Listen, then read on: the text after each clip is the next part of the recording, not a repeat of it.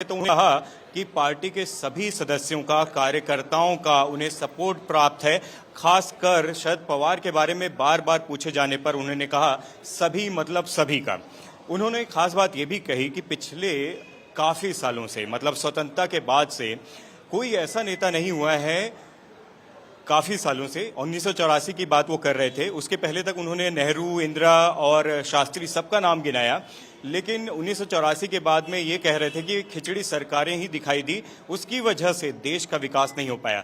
लेकिन उन पिछले 9 सालों से नरेंद्र मोदी के नेतृत्व में जिस तरीके से देश ने विकास किया है, एक साथ में पूरे देश को आगे बढ़ा है, नाम चाहे विदेश में हो चाहे देश में, वो देखते हुए अजीत पवार और उनके जो पार्टी के सदस्य हैं वो सपोर्ट देने के लिए तैयार हुए हैं। और खासकर महाराष्ट्र राज्य के सर्वांगीण विकास के लिए, किसानों की समस्या के लिए, आम जनता के लिए, लोकहित के लिए वो अब इस डबल इंजन की सरकार में तीसरा इंजन बनने के लिए तैयार हैं, ऐसा अजीत पवार ने कहा। लेकिन खास बात यह है कि पार्टी पे पूरी तरीके से दावा उन्होंने ठोक दिया और ये कह दिया कि सभी सदस्यों का उनको सपोर्ट प्राप्त है।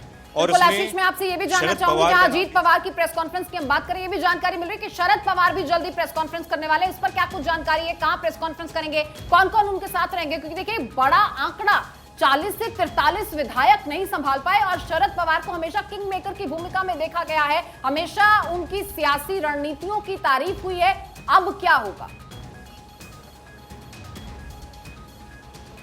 देखिए, शरद पवार को महाराष्ट्र और खासकर देश का भी एक तरीके से राजनीति का चाणक्य कहा जाता है। उनकी गुगली हर कोई जानता है। पिछले कुछ दिनों से अजीत पवार के बारे में लगातार हम खबरें दे रहे थे और ये भी कहा जा रहा था अंदर खाने की वो कभी भी बीजेपी के सपोर्ट में आ सकते हैं, ये सर्वविदित था।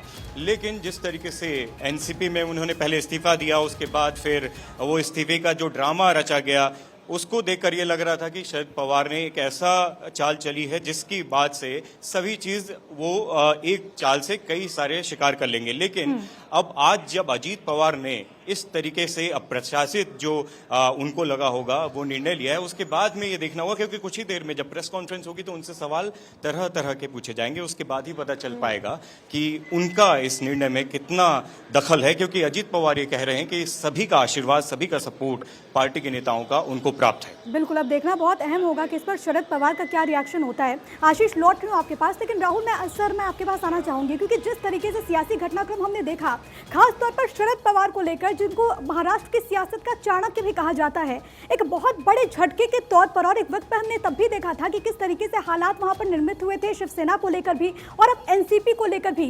क्या अब धीरे धीरे जो महाविकास अघाड़ी है वो धरातल में जाते हुए नजर आ रहा है? देखिए, शरद पवार को लेके जो तमाम स्थितियां हैं, क्योंकि देखिए सही बात है कि वो राजनीति के चाणक्य कहे जाते हैं। वो कई बार जो चीजें कहते हैं वो करते नहीं, जो करते हैं वो कहते नहीं है। तो ऐसे स्थिति में अभी भी सबसे बड़ा सवाल बना हुआ है कि अजीत पवार ने जो निर्णय लिया है, क्या वो निर्णय बिल्कुल स्वतंत्र तौर पर है और उन्होंने पार्टी को तोड़ा है? अगर देखिए उन्होंने सच में पार्टी को तोड़ दिया है और आंतरिक तौर पर भी कहीं से पर्दे के पीछे भी अगर उन्हें शरद पवार का समर्थन प्राप्त नहीं था, तब तो फिर एक तरह से ये कहा जाएगा कि शरद पवार के लिए एक बहुत बड़ा झटका है। लेकिन शरद पवार एक सेकंड स्थिति में भी रह सकते हैं और वो उनके प्रेस कॉन्फ्रेंस के बाद काफी कुछ स्पष्ट होगा कि वो किस भूमिका में कहां पे रहना चाह रहे हैं। क्योंकि हम लोगों ने उनको देखा है कि वो कई बार एक तरह से बीजेपी के साथ भी उनके संबंध काफी घनिष्ठ किस्म के रहे हैं शरद पवार के। पूर्व में जब हम लोगों ने देखा था कि महाराष्ट्र में जब शिवसेना जो है कि समर्थन देने के लिए तैयार नहीं हो रही थी, तो शरद पवार ने समर्थन भी देके जो है कि उस समय एक समय में जो है कि भारतीय जनता पार्टी को जो है कि उसमें बचाया भी था पूर्व में। तो इसलिए शरद पवार को लेके कि उनके मन के भीतर क्या चल रहा है और उनकी रणनीति क्या है। हालांकि अजीत पवार ने तो स्पष्ट कर दिया कि उनका भी समर्थन प्राप्त है, लेकिन एक सवाल स्वाभाविक तौर पर उठता है कि अगर सार्वजनिक तौर पर उनका समर्थन प्राप्त था तो इस प्रेस कॉन्फ्रेंस में उन्हें भी होना चाहिए था, सुप्रिया सुले को भी होना चाहिए। तो प्राथमिक दृष्टि पर देख के ऐसा लग रहा है वो प्रेस कॉन्फ्रेंस के बाद ही जाहिर हो पाएगा। लेकिन एक चीज 1975-77 में जब हमने देखा कि किस तरीके से वहाँ पर हालात बने थे, इंदिरा गांधी से बगावत करने के बाद अलग राह शरद पवार पकड़ते हुए नजर आए। उसके बाद 1999 में सोनिया गांधी के विरोध में नई पार्टी बनाई। क्या कुछ वैसा ही आपको नजर आ रहा है इस वक्त जो हालात बने हुए अजीत पवार को लेकर भी एनसीपी में?